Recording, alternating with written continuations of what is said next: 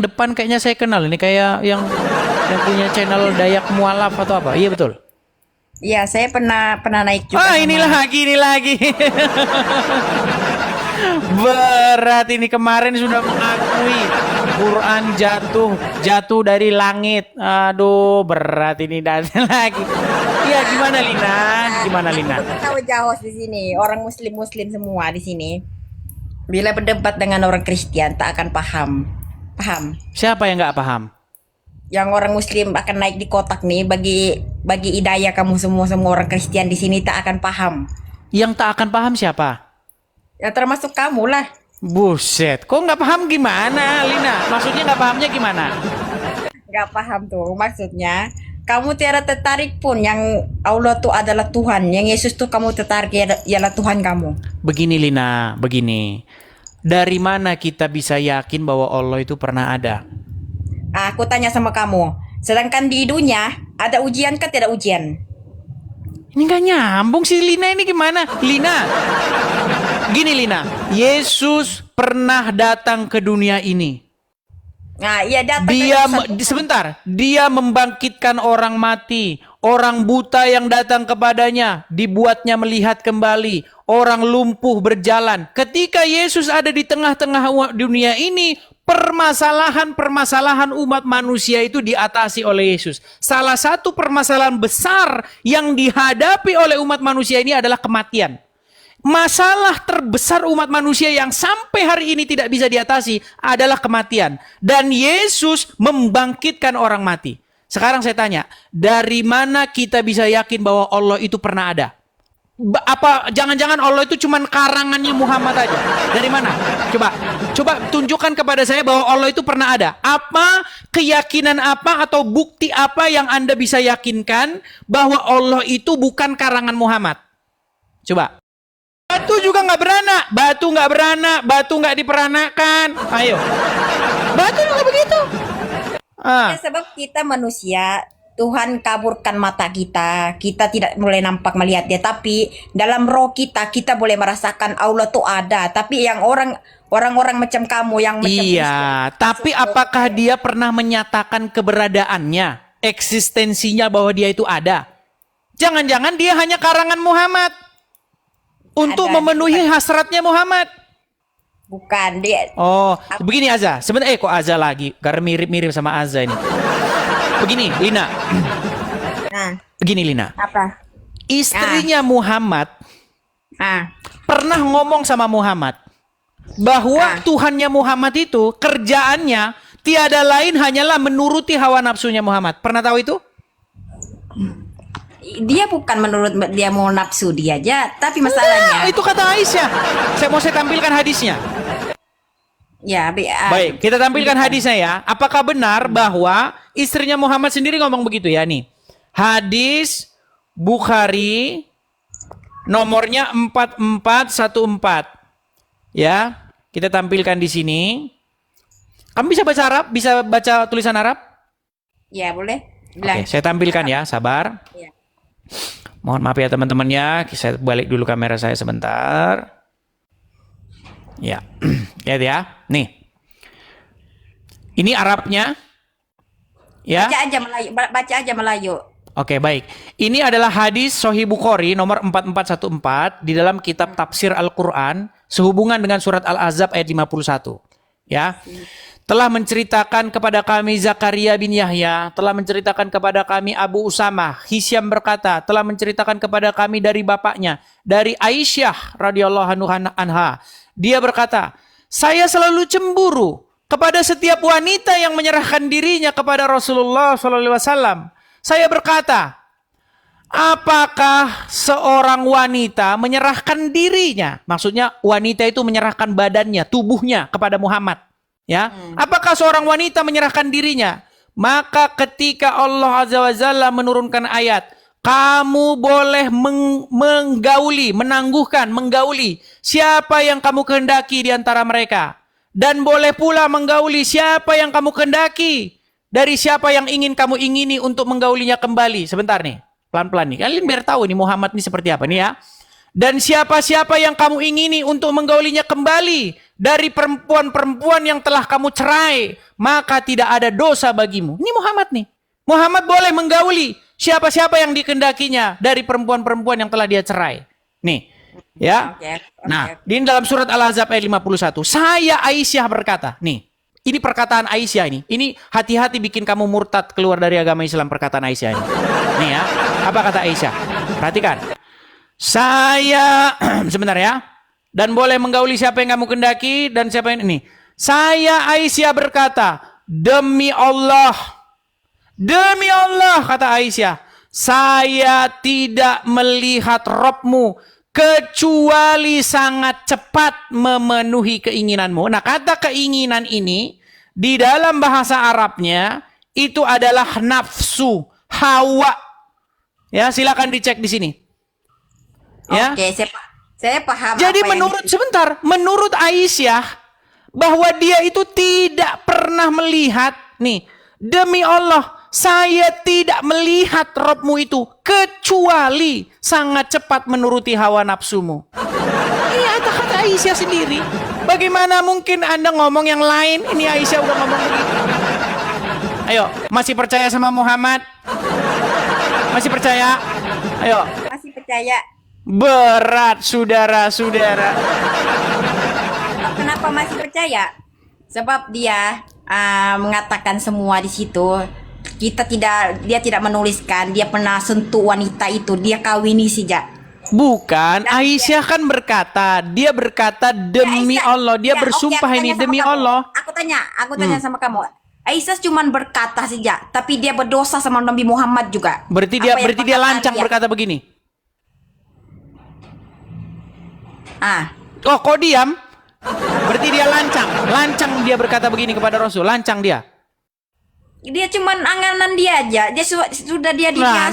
Nah, katanya Aisyah, katanya sebagai Ummul Mukminin. Gimana ini? Aisyah katanya yang paling cerdas, menyampaikan banyak hadis. Sekarang saya tanya, apakah Aisyah kurang ajar berkata begini coba?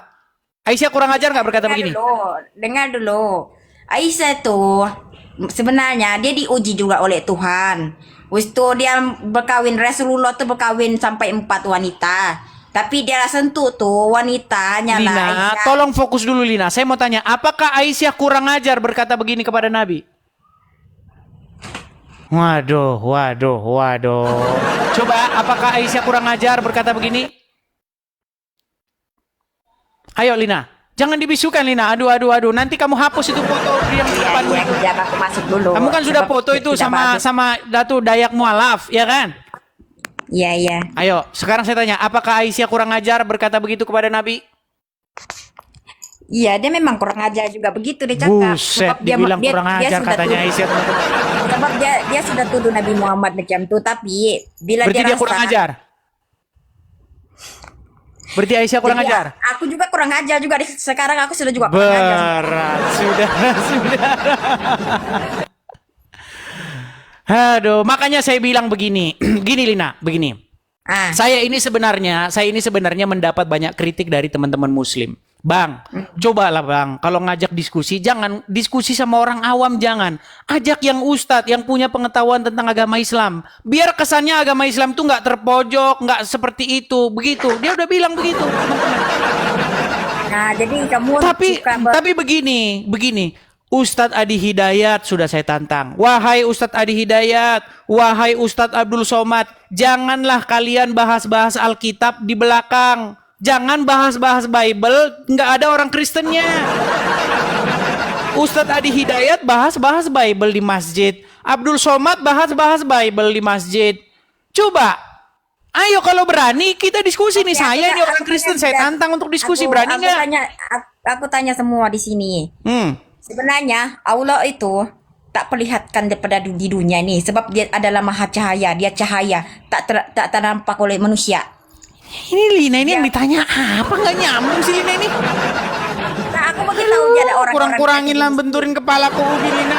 Ini yang ditanya apa? Yang saya tanya kira-kira gimana? Kalau ada tantangan saya kepada Ustadz Abdul Somad, Ustadz Adi Hidayat, kira-kira gimana itu? Bagus nggak itu?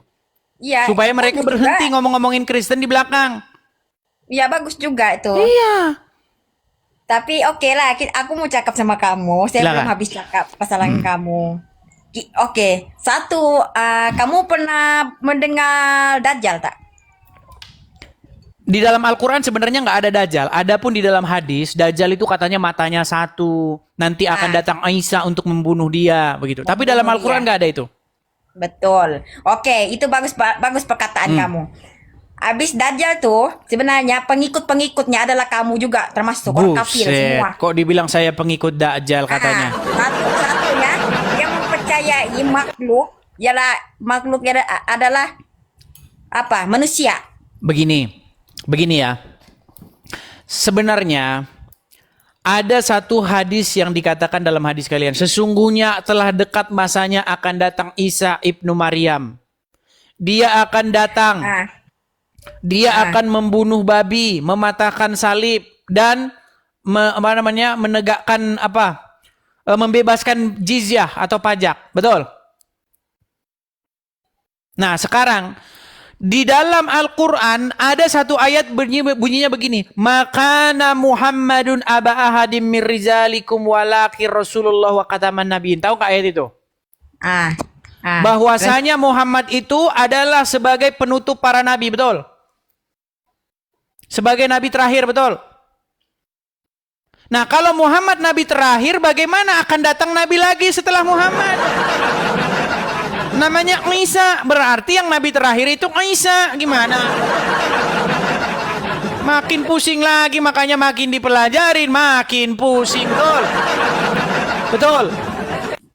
Betul apa? Cakap. Makin dipelajari, makin pusing, betul? Betul. Iya. Kamu jangan senyum-senyum terus. Banyak laki-laki yang pusing lihat di bawah, lihat senyum. Masalahnya pusing, masalahnya cuma lihat senyumnya aja masalahnya. Nggak bisa nangkep orangnya, dibawa pulang ke rumah.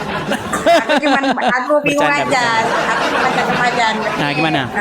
Bila kita membuktikan sesuatu daripada golongan-golongan kamu lah, macam kita bukan, kamu cakap kita ini bukan saudara, betul? Aku daripada Islam, kamu daripada Kristen. Jadi bila kita macam orang Muslim cakap daripada di sini tanpa dosa aja. Kok tambah dosa? Justru di sini menambah wawasan kita. Kita saling berargumen, beradu argumentasi. Ya kan? Yang penting punya dasar, punya dalil.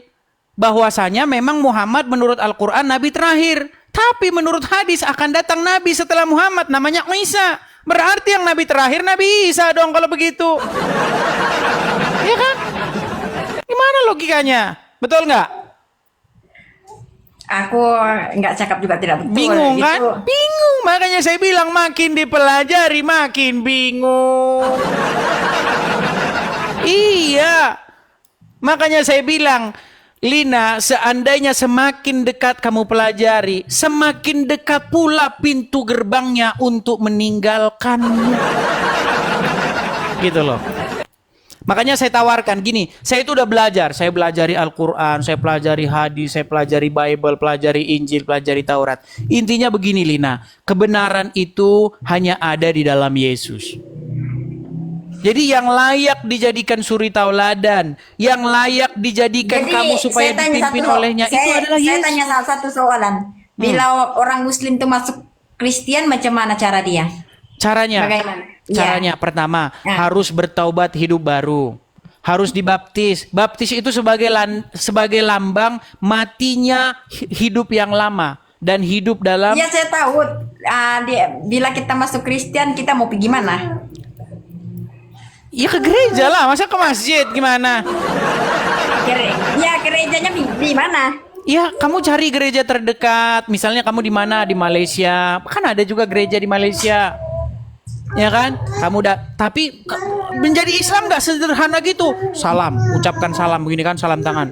Asyhadu, aku bersaksi, sah nggak gitu.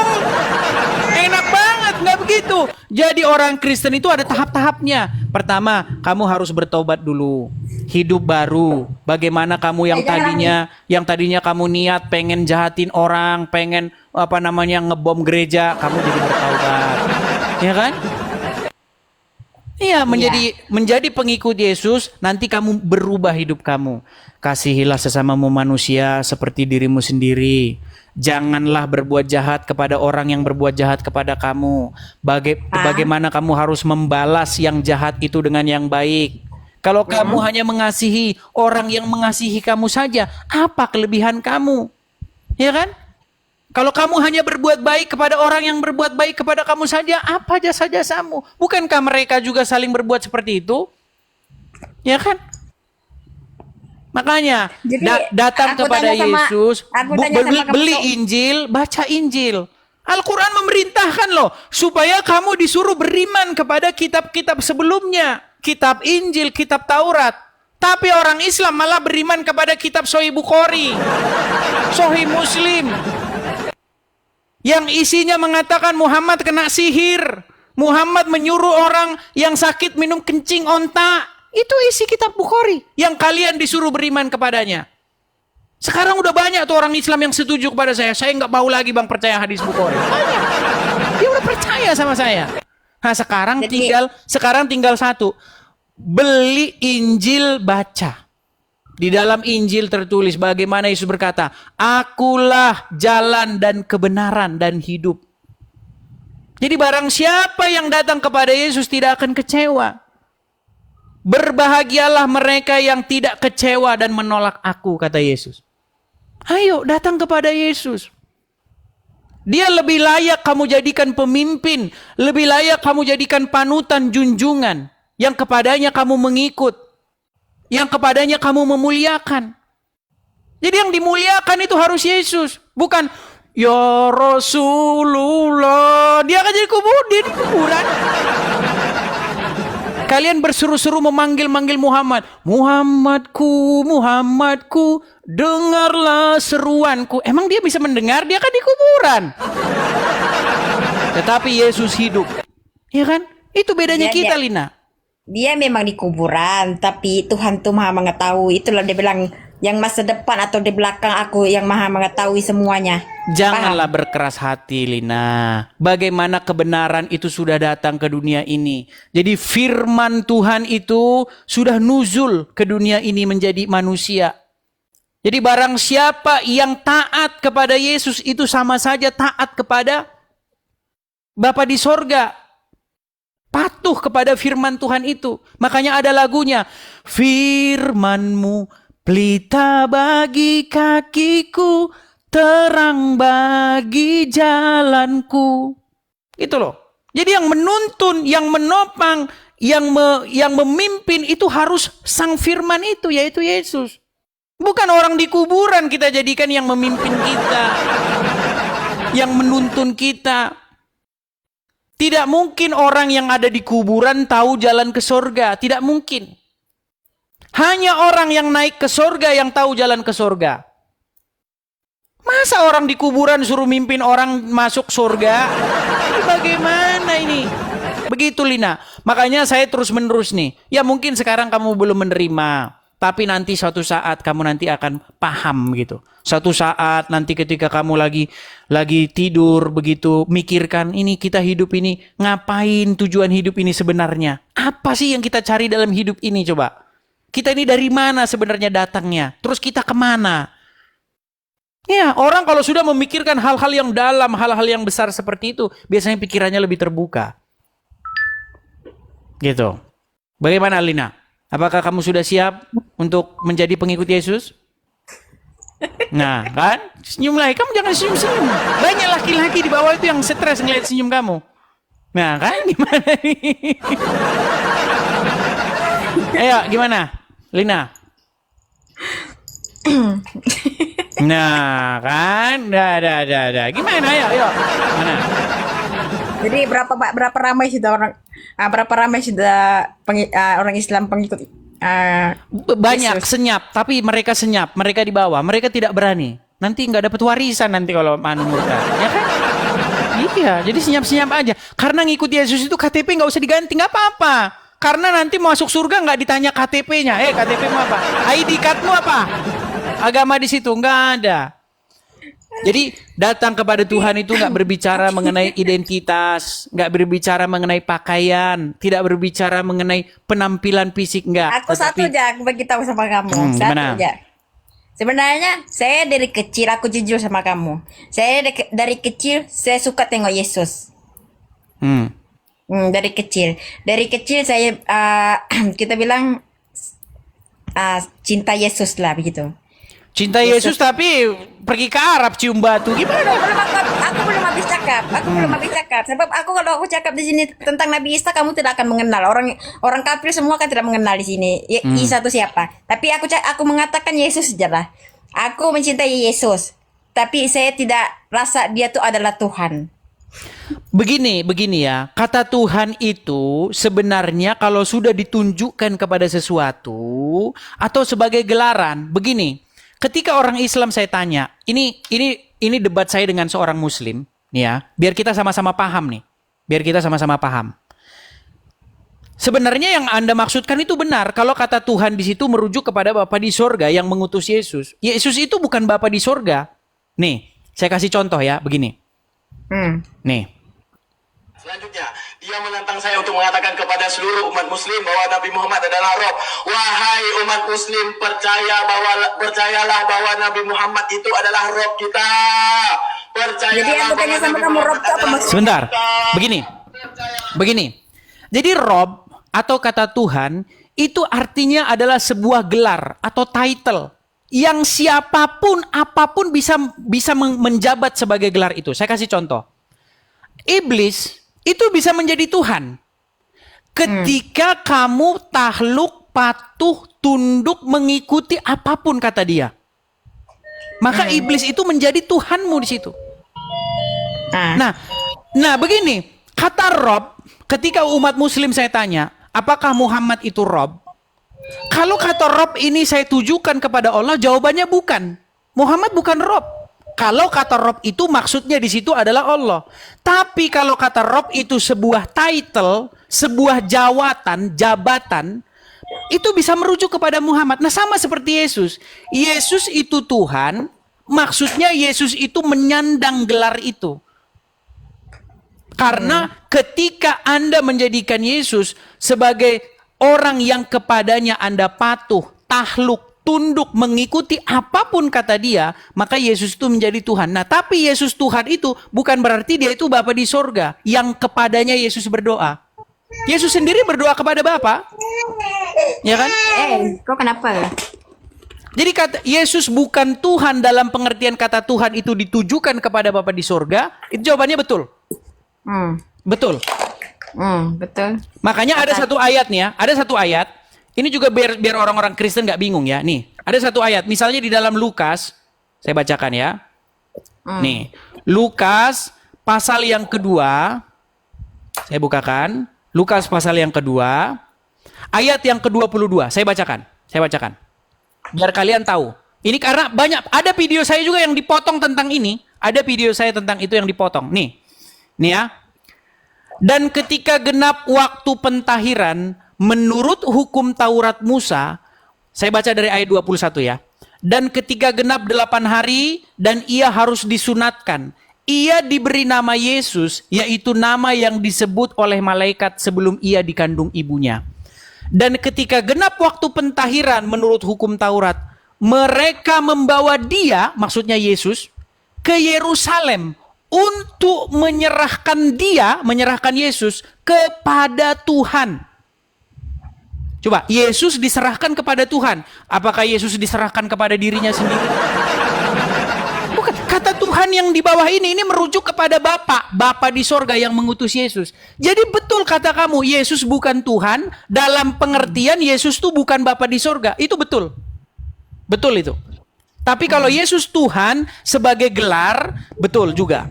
Jadi baik Bapa di sorga itu Tuhan, Yesus juga Tuhan, Roh Kudus juga Tuhan. Sama seperti itu, Muhammad adalah Rob, Allah juga Rob. Tapi Muhammad itu bukan Allah. Iya. Supaya kita paham. Oke. Gitu loh. Sudah habis cakap. Ya, seperti itu. Sederhana, simple kok. Jadi makanya saya mengundang seluruh manusia itu supaya datang kepada Yesus, menjadikan dia sebagai Tuhannya. Menjadikan Yesus sebagai Tuhannya. Maksudnya apa? Supaya Yesus itu menjadi raja, penguasa dirinya. Yesus itu memerintah di dalam hidup dia itu. Jadi hidup dia itu dikendalikan oleh Yesus, bukan dikendalikan oleh iblis. Jadi jangan menjadikan iblis sebagai Tuhannya, tapi harus menjadikan Yesus sebagai Tuhannya. Karena itu keinginan Bapa di sorga yang mengutus Yesus. Bapa di sorga ingin supaya manusia itu menjadikan Yesus sebagai Tuhannya. Itu. Oke. Sudah. Ya, seperti itu. Di dalam Al-Quran juga pesannya sama itu. Jangan kamu menjadikan hawa nafsumu sebagai Tuhanmu. Ada. Mereka menjadikan hawa nafsunya sebagai Tuhannya. Nggak boleh. Di dalam Bible juga seperti itu. Jangan ada padamu ilah lain, Allah lain di hadapanku. Nggak boleh. Yang menjadi otoritas di dalam hidupmu, satu-satunya adalah Bapa di sorga. Nah, ketika Bapa di sorga sudah menjadi ilah, Allah, otoritas dalam hidupmu, maka secara otomatis kamu harus menjadikan firman-Nya menjadi otoritas juga dalam hidupmu. Menjadi Tuhan juga dalam hidupmu. Dan Roh Kudus-Nya yang tinggal di hati kamu supaya menjadi otoritas juga dalam hidupmu. Jadi baik Yesus dan Roh Kudus itu bukan ilah, bukan Allah, bukan otoritas lain. Bukan Tuhan lain. Tetapi otoritas yang datang daripada Bapa di sorga. Jadi jangan dibilang, berarti kalau Yesus dijadikan Tuhan berarti musyrik dong. Berarti Tuhannya ada dua dong. Nah, gini Karena Yesus datang daripada Bapa di sorga. Sama seperti kalian. Ketika kalian menjadikan Muhammad sebagai Rob kalian, Allah sebagai Rob kalian, bukan begitu maksudnya. Karena Muhammad itu Rob yang datang daripada Allah. Yang ini kalau kita betul-betul memahami, kalau kalian betul-betul mempelajari Al-Quran, mempelajari Bible, intinya begitu kok. Nah masalahnya jangan kalian jadikan Allah dan Muhammad jadi Rob kalian. Nggak boleh di dalam Bible. Karena menurut Bible Muhammad dan Tuhannya itu, Allah itu adalah Tuhan yang lain, ilah yang lain. Gitu. Itu adalah Tuhannya orang Arab. Tuhannya orang-orang Quraisy. Yang mereka itu biasa melakukan pemujaan, ritual pemujaan di sini. Ini. Jadi Allah dan Muhammad itu, Allah itu Tuhannya negeri Mekah ini. Di dalam Al-Quran ada kok. Muhammad itu, Allah itu adalah Tuhan negeri Mekah. Nih, mereka biasa bertawaf di sini. Mereka tawaf sambil telanjang, mereka menyembah ilahnya, Allahnya di sini. Tapi ya, memang akhirnya diambil alih oleh agama Islam. Seperti itu. Iya. Yang diperlukan tuh yang dorong hidup tuh adalah dong cium tuh adalah batu daripada surga. Iya, makanya saya bilang tadi, makanya ketika kamu menjadikan Allah dan Muhammad sebagai Robmu, itu kamu sudah melanggar apa yang tertulis di dalam Taurat dan Injil. Karena di dalam Taurat itu jangan kamu jadikan ilah lain di hadapanku. Jangan ada ilah lain, otoritas lain. Jadi ketika kamu menjadikan Allah sebagai otoritasmu, kamu sudah menjadikan. Kamu memang betul. Itu yang perkataan kamu memang betul. Tapi ada yang tersilap daripada pikiranmu. Memangnya kamu nampak yang agama kita ini cuma ada Muslim atau Kristen aja? Yang Tuhan cakapkan. Banyak. Betul. Banyak. Jadi bukan yang termasuk daripada kamu, golongan kamu ataupun Muslim. Yang lurus tuh Muslim, kita Kristen dengan Muslim hampir sama dia punya cerita. Tapi yang Cina dengan yang India itu yang dikatakan oleh Allah wa Ta'ala. Iya, di dalam Bible begini, Lina. Segala bangsa-bangsa itu tidak mengenal hukum Taurat. Ya, di dalam Mazmur tertulis, di dalam kitab yang kalian bilang Zabur. Kalian kan nggak punya Zabur, ya kan? Mazmur itu ada pada kami. Makanya kalian baca dong, ya. Gini.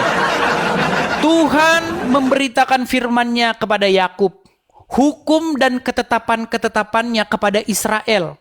Ia tidak berbuat demikian kepada bangsa lain dan hukum-hukumnya tidak mereka kenal. Makanya hukum Taurat atau firman Tuhan itu datang dari Israel. Nggak ada hukum Taurat atau pengajaran Tuhan itu datang dari Jepang, datang dari Indonesia. Nggak ada, datangnya dari Israel. Makanya ketika Yesus lahir, ya, bangsa-bangsa yang tinggal di dalam kegelapan itu bicara bangsa-bangsa lain. Kayak kita, Indonesia, Malaysia, Cina, Hong Kong, Jepang, Amerika. Semua mereka tinggal di dalam kegelapan. Itu yang saya maksudkan. Makanya firman Tuhan datang dari Yerusalem, dari Israel.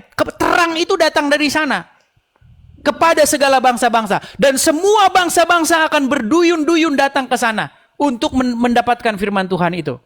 Mereka haus akan pengajaran ini. Dan sekarang sudah terjadi. Nah, kalian ini malah firman Tuhan datang dari Arab tuh gimana ceritanya?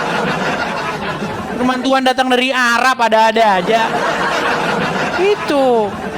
Makanya keselamatan itu datang dari Yerusalem begitu. Dan Yesus yang membawa itu. Itu berbicara mengenai Yesus. Bagaimana Yesus itu menjadi terang bagi bangsa-bangsa. Seperti itu. Makanya yang datang kembali itu bukan Muhammad gimana, tapi Yesus yang akan datang kembali. Ya kan? Makanya ada lagunya itu. Sudahkah kita siap sedia menghadapi datangnya Yesus kelak kembali? Gimana? Masih bersikeras apa masih ngikutin orang dalam kubur? Yuk. Silakan. Kita semua dikubur aja. Ada tuh ajaran kamu dibakar. Berat. Aku tanya sama kamu, kenapa bila kamu Yesus tuh kamu Kristen, kenapa harus dibakar mayatnya? Harus dibakar? Enggak juga, kata siapa dibakar? Ada Kristus juga dia, tapi dia begini dibakar. Lina, begini. Orang itu kalau sudah mati, itu enggak benar. Oh, kalau dibakar masuk surga. Kalau ditanam dalam tanah masuk, enggak ngaruh. Yang ngaruh itu pada waktu kita hidup. Apakah selama hidup kita ini kita sudah hidup berkenan di hadapan Tuhan? Firman Tuhan kepada Abraham, hiduplah di hadapanku dengan tidak bercacat celah. Tuh. Ya kan? Nah, satu-satunya manusia yang hidup sempurna itu adalah Yesus. Makanya satu-satunya manusia yang memenuhi segala tuntutan hukum Taurat itu hanyalah Yesus. Makanya Yesus tidak berbuat dosa. Makanya dia dijadikan sebagai suri tauladan. Teladan kita. Makanya karena kesalahan satu orang yaitu Adam yang pertama, maka dosa itu menjalar kepada seluruh umat manusia. Maut, kematian itu menguasai semua manusia karena ulah satu orang. Kesalahan satu orang yaitu Adam. Dan karena kebenaran satu orang juga yaitu Yesus, Adam yang kedua, maka semua orang yang percaya kepadanya akan dibenarkan. Gitu. Simple kok kekristenan itu, pelajari aja. Makanya Yesus sebagai juru selamat, penyelamat. Karena dia benar. Jadi hukuman pengadilan di hari kiamat itu tidak melihat kita lagi, tetapi melihat Yesus. Jadi barang siapa yang berdiri di belakang Yesus, maka mereka akan dibenarkan. Jadi jangan merasa, wah saya udah benar, saya sudah suci, saya siap menghadapi tahta pengadilan Tuhan. Enggak. Tapi ketika Anda berdiri, Anda menjadikan Yesus sebagai juru selamat Anda, maka yang dilihat, yang dipandang itu adalah Yesus. Itu berbicara juga mengenai bagaimana, tapi kamu nggak percaya itu. Tapi jangan panjang-panjang lah, cukup di ini dulu ya. Bagaimana Paskah? Tahu Paskah? Agama Islam nggak tahu Paskah, makanya agama Islam tuh tidak termasuk agama Semitik. Paskah aja nggak punya kok. Paskah tuh Pak, saya pernah dengar. Iya, Paskah itu berbicara mengenai bagaimana. Aku bagi kamu soalan satu. Saya pernah kawin dengan orang Kristen. Oh, tadinya kamu pernah menikah sama orang Kristen. Dorang hari-hari bila pukul 3 akan sembahyang di kat luar macam tu, pergi gereja lah macam tu. Ya, Paskah itu bukan berbicara mengenai itu. Paskah itu berbicara mengenai bagaimana darah itu akan menjadi perlambang bahwa maut itu tidak akan masuk ke rumah itu. Jadi bagaimana ketika Tuhan menjatuhkan hukuman yang terakhir kepada bangsa Mesir, setelah hukuman itu nanti orang Israel akan keluar, bahkan diusir oleh orang-orang Mesir sendiri. Orang Mesir yang bahkan menyuruh orang Israel itu pergi. Orang Israel, keluar kau dari sini. Kami nanti mati gara-gara kalian. Pergi kalian dari sini. Nah, jadi waktu itu di malam terakhir itu yang menjadi tanda bahwa malaikat maut itu tidak akan masuk ke rumah orang itu dan membunuh anak sulung di situ adalah darah. Jadi itu berbicara mengenai bagaimana, itu berbicara mengenai gambaran bagaimana darah Yesus itu akan membebaskan orang dari penghukuman. Seperti itu. Cuman kalau orang sudah menerima Yesus, sudah ditebus oleh darah Yesus, jangan berbuat dosa lagi. Jangan, Kan udah ditebus bang, berarti bebas bikin dosa. Ah ini makanya ini gara-gara kepala sering dibenturin ke ubin. Bukan begitu. Makanya nggak boleh keluar dari rumah itu, ya kan? Ketika Anda darah itu sudah ada ditaruh di lambang pintu-pintu itu, makanya jangan keluar dari rumah. Artinya, ketika kita sudah berbicara bagaimana menjadi pengikut Yesus, bagaimana kita hidup sesuai dengan kehendaknya. Sekalipun demikian, memang dikatakan dalam Bible, roh memang penurut tetapi daging lemah. Habis memang masih jatuh bangun tapi teruslah berusaha. Aku gitu. tanya soalan sama kamu. Kenapa Gimana? Kristen sama Islam kebanyakan Kristen masuk Islam? Enggak juga, kata siapa? Coba tengok di YouTube. Survei dari mana? Di YouTube banyak orang-orang Gini, Kristen, Pak. begini, Sudah imam begini. tapi masuk. Begini Lina, saya kasih tahu Lina. Begini Lina. Jadi kamu juga harus percaya ini yang namanya modus-modus. Ya. Nah. Jadi banyak ketika orang Kristen masuk Islam itu banyak di broadcasting itu apa? Di ini kan di apa bahasanya teman-teman? Diuangkan begitu tahu? Dijadikan sebuah komoditi. Iya, dijadikan sebuah komoditi. Oh, kamu jangan salah.